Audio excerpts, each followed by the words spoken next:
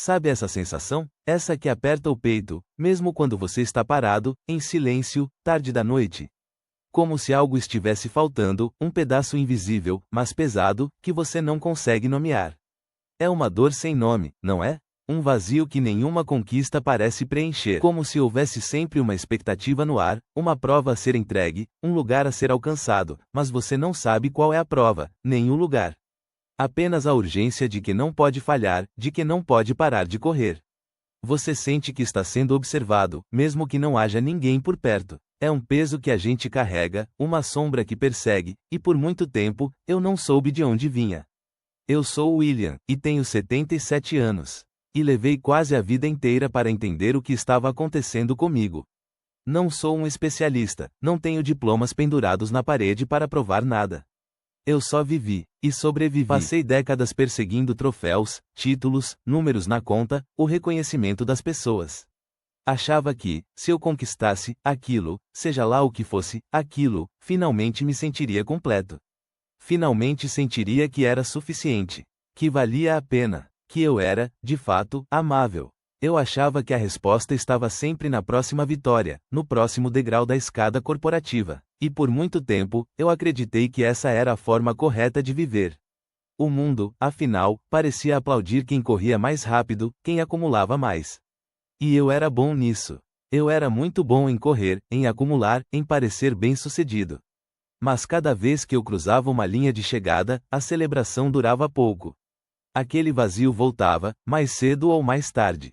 E a busca recomeçava. Nós fazemos isso, não fazemos? Nós nos esforçamos para ser o melhor filho, o melhor aluno, o melhor profissional, o melhor pai. Corremos atrás de aprovação, de reconhecimento, de um status que, pensamos, vai preencher esse buraco. A gente se mata de trabalhar, de acumular responsabilidades, de dizer sim, quando quer dizer não, tudo para provar que somos dignos. E no fim, mesmo com a casa grande, o carro do ano, o cargo de prestígio, o diploma na parede, a gente se depara com a mesma sensação, a de que não é o bastante. A de que ainda há uma vergonha silenciosa por não ter atingido algo que nem sabemos o que é, uma invisibilidade, mesmo no meio da multidão. É o despertar tardio, quando a gente começa a se perguntar, por que eu estou fazendo tudo isso? Essa culpa, esse sentimento de que você deveria estar mais feliz, mais realizado, mais grato, mas não está.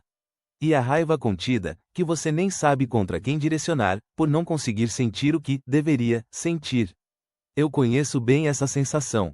E posso te dizer que ela tem uma origem, e não é sua culpa. A raiz da minha história, e talvez da sua, começou muito cedo. Meu pai era um homem que valorizava a disciplina acima de tudo. Lembro-me dele sentado à cabeceira da mesa, com a postura impecável, o olhar fixo. Nunca um elogio, apenas a constatação, não fez mais que sua obrigação, quando eu tirava a nota máxima na escola. Ou, podia ter sido melhor, se havia um A, em vez de um A mais. Aos 10 anos, eu ganhei um campeonato de xadrez na escola. Levei o troféu para casa, orgulhoso. Ele apenas olhou para o objeto, pegou-o, avaliou-o e disse, é um bom começo. Mas lembre-se, William, o que importa é a consistência. Não se acomode. E me entregou o troféu de volta, como se fosse um peso, não uma conquista. Nunca um abraço por um bom boletim, nunca estou orgulhoso de você, por um esforço. O que eu aprendi, sem que ninguém me dissesse em palavras, foi que o amor, a atenção, a própria existência dele, eram condicionais. Eram prêmios que eu precisava ganhar, sempre. E mesmo quando eu achava que tinha ganhado, o prêmio era retirado, ou desvalorizado, ou a meta era elevada. Ele me ensinou, sem querer, que eu não era suficiente por quem eu era, mas sim pelo que eu fazia, pelo que eu produzia, pelo que eu conquistava. E essa lição se enraizou tão fundo que se tornou a minha verdade. Eu cresci acreditando que precisava constantemente provar meu valor, que precisava ser extraordinário para ser aceito, para ser amado. A dor sem nome começou ali, naquele quarto de criança, naquelas conversas silenciosas onde o silêncio dizia mais do que 1000 palavras. Era a dor de nunca ser visto por quem eu era, apenas pelo meu desempenho. A dor de nunca sentir um amor incondicional, um porto seguro onde eu pudesse simplesmente ser. E essa dor me impulsionou por décadas. Aos 50 anos, eu cheguei ao auge da minha carreira. Diretor de uma grande empresa, morava numa casa enorme com vista para o mar, tinha carros de luxo, viagens internacionais. Tudo o que a sociedade me disse que era sinônimo de sucesso, eu tinha. Lembro-me de estar no meu escritório, no último andar do prédio, olhando para a cidade lá embaixo. O dia estava nublado, e a cidade parecia cinzenta. Eu tinha acabado de fechar o maior negócio da história da empresa. Deveria estar eufórico, certo? Mas não estava. Senti um vazio tão profundo, tão gelado, que parecia um buraco negro dentro de mim. Olhei para minha mesa, cheia de papéis, canetas caras, um porta-retratos com a foto da minha família, e a única coisa que me veio à mente foi: é só isso. Depois de tudo isso, é só isso. Não havia alegria, não havia paz, não havia a sensação de suficiência que eu tanto havia perseguido. Era como se eu tivesse escalado uma montanha gigantesca, chegado ao topo, e encontrado uma caixa vazia. Aquele sentimento de, não é o bastante, ainda estava lá, me assombrando. Naquele momento, eu percebi que a corrida não era sobre mim, nem sobre o que eu queria de verdade. Era sobre uma expectativa que eu tinha internalizado, uma voz que não era minha, mas que eu ouvia como se fosse. E essa voz nunca estaria satisfeita, não importa o quanto eu conquistasse. Ela sempre pediria mais. Esse padrão, essa necessidade de provar meu valor, infelizmente, se espalhou para todas as áreas da minha vida. No meu casamento, eu era um provedor, mas um marido distante. Minha esposa, Maria, muitas vezes me disse que eu estava presente de corpo, mas ausente de alma. Eu tentava controlar as coisas, as decisões, as finanças, achando que isso era cuidar. Com meus filhos, era a mesma coisa.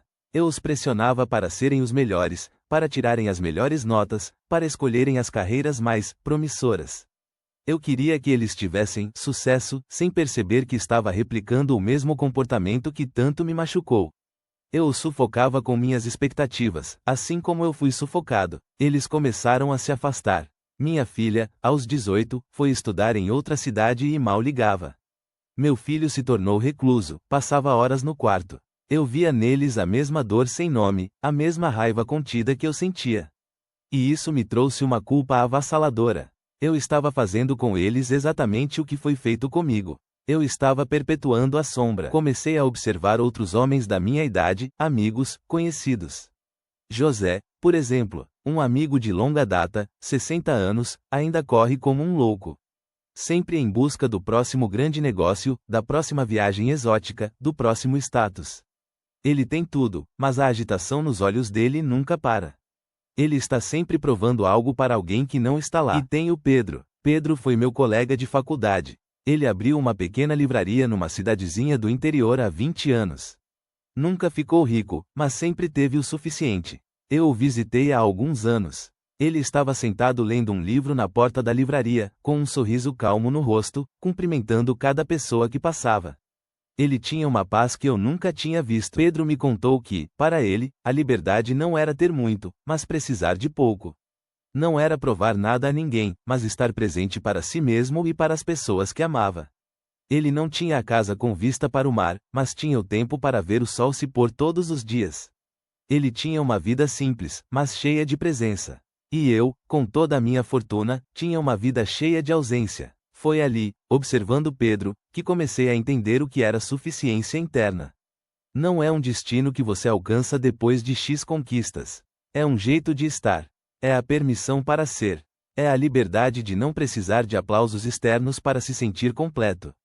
É a quietude de saber que você já é o bastante, exatamente como você é, com suas falhas e suas vitórias. É como respirar fundo pela primeira vez depois de anos prendendo a respiração. É a capacidade de olhar para si mesmo no espelho e não ver um projeto inacabado, mas uma pessoa complexa e digna de amor.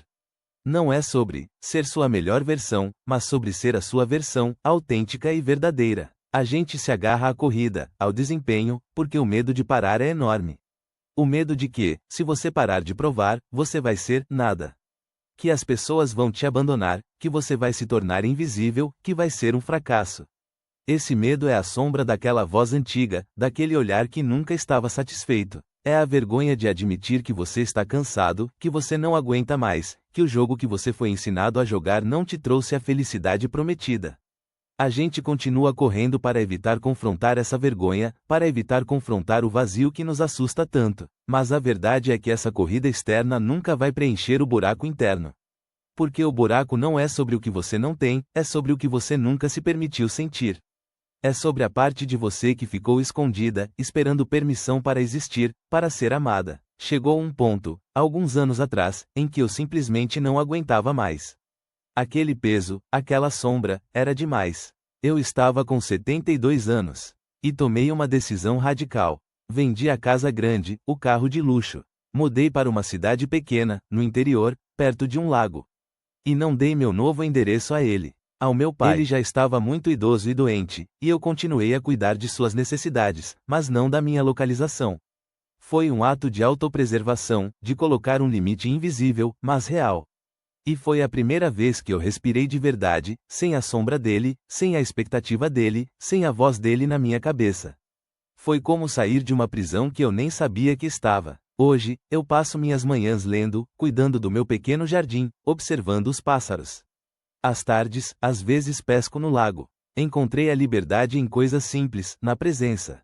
E descobri que a suficiência não é algo que se busca, mas algo que se permite sentir. Se você sente essa dor sem nome, esse vazio, essa culpa, essa raiva contida, eu te dou permissão.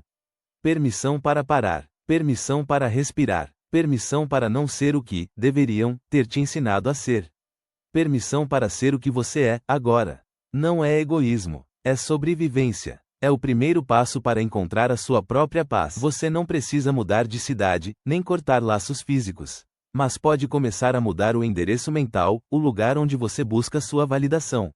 Pode começar a construir um espaço interno onde a voz que importa é a sua, e o olhar que importa é o seu. Se você conhece alguém que precisa ouvir isso, alguém que está correndo sem saber por quê, que está sentindo esse vazio indizível, essa vergonha silenciosa, eu te peço, compartilhe este vídeo. Talvez as minhas palavras, a minha experiência, possam ser um pequeno farol na escuridão de outra pessoa. É o que eu desejo para você e para quem você ama.